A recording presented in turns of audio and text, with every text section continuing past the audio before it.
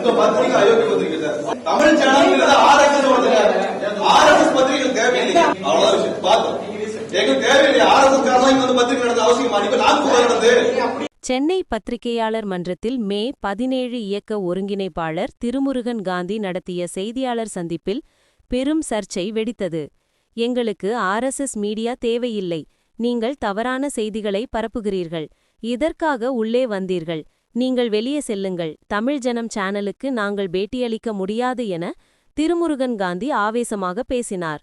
ஒரு பொது இடத்தில் நடக்கும் பத்திரிகையாளர் சந்திப்பில் ஒரு குறிப்பிட்ட ஊடகத்தை மட்டும் அனுமதிக்க மறுத்து வெளியேற்றியது ஊடக வட்டாரத்தில் அதிர்ச்சியை ஏற்படுத்தியுள்ளது.